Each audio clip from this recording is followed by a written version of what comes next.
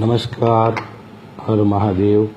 હું જીગર મહેતા આજે ખૂબ દુઃખ અને ગુસ્સા સાથે આ વિડીયો અપલોડ કરવા જઈ રહ્યો છું.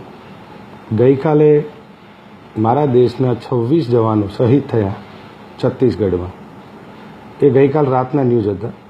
આજે સવારે ન્યૂઝપેપર વાંચવા 26 જવાનો શહીદ 26 જવાનો શહીદ આ સુધી બરાબર હતું. મેં આ ન્યૂઝપેપર વાંચ્યું, આના શબ્દો જુઓ તમે.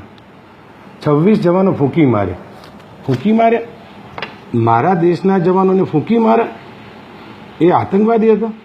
મારા દેશનો જવાન એના દેશ માટે શહીદી બોરી છે. 26 પરિવારોએ બરબાદી નોતરી છે આ દેશની રક્ષા માટે, અને તમે કહો છો ફૂંકી માર્યા. કેમ ફૂંકી માર્યા?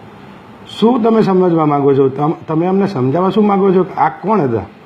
આ જવાનોએ આ દેશ માટે એમના ઘર બહાર છોડીને એમના આ દેશની રક્ષા માટે કરીને એમની શહીદી વહોરી છે, અને તમે કહો છો ફૂંકી મારી? તમારી ભાષા તો તમે જુઓ. આ તમે જોઈ શકો છો અહીંયા નીચે તમે બીજું શું લખ્યું છે? માઓવાદીઓ લાલઘૂમ એટલે વોટ લાલઘૂમ? કોણ છે માઓવાદીઓ? અમેરિકાની સરકાર છે, રશિયા છે, ચીન છે.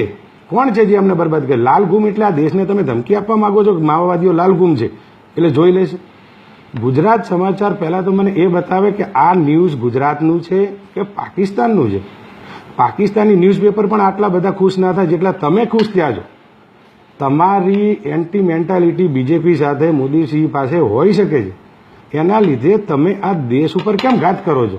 આજે હું મારી આ એસી ઓફિસમાં બેઠો છું, તમે તમારી કરોડોની ગાડીઓમાં ફરો છો અને તમારા અરબોનો વેપાર કરો છો, તો એ આ સૈનિકોના લીધે, કોઈ રાજકારણીઓના લીધે નહીં. આ સૈનિક છે, આ માતૃભૂમિની રક્ષા એટલા માટે તમે પણ ત્યાં બેઠા છો ને હું પણ અહીંયા જ બેઠો છું. મહેરબાની કરી જાઓ, મારા દેશના સૈનિકોની શહીદી વિશે તો માપે બોલો, નહીંતર અમને બોલાવતા આવડશે.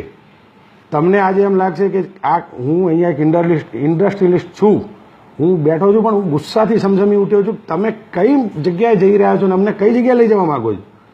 મારા દેશના 26 પરિવારો બરબાદ થયા દેશની રક્ષા માટે, અને તમે શું અમને કહેવા માગો છો? ફૂંકી માર્યા એટલે? પ્લીઝ એમને તમે કોઈ પણ હિસાબે મારા દેશના શહીદો અને મારા દેશ માટે તમે માનપૂર્વક વર્તો, નહીં તો અમારે બીજું કોઈ એક્શન લેવું પડશે ને તમને વર્તાવવું પડશે. મારા દેશ માટે તમે રિસ્પેક્ટ રાખો. તમારી કોઈ પણ મેન્ટાલિટી હોય, અમને એનાથી કોઈ મતલબ નથી. તમે કોઈ પણ કામ કરો, અમને કોઈ મતલબ નથી. પણ પ્લીઝ દેશની કોઈ પણ વસ્તુ આવશે ત્યારે અમે સહન નહીં કરીએ. મારા 26 ઘર બરબાદ થયા છે મારા દેશના, અને તમે લોકો ખુશ થતા હોય એવી રીતે ન્યૂઝ છાપો છો. શેમ ઓન યુ? અને હું પણ કહું છું મારા દેશવાસીઓને, આવા લોકોનો તિરસ્કાર કરો, બહિષ્કાર કરો આ લોકોનો. બસ આટલું જ કહું છું, અને સખત ગુસ્સા સાથે હું આ વ્યક્ત કરી રહ્યો છું. ફરીથી કહું છું, આવા લોકોને ભાન થવું જોઈએ કે એ કોના માટે કહી રહ્યા છે. એમને નરેન્દ્ર મોદી વિશે જે લખવું એ લખે, એમને બીજેપી વિશે જે લખવું એ લખે. મારા દેશના શહીદોનું આવું અપમાન હું નથી ચલાવવાનું. આ તમને સ્પષ્ટ કહી દઉં. હર મહાદેવ, જય હિન્દ, વંદે માતરમ.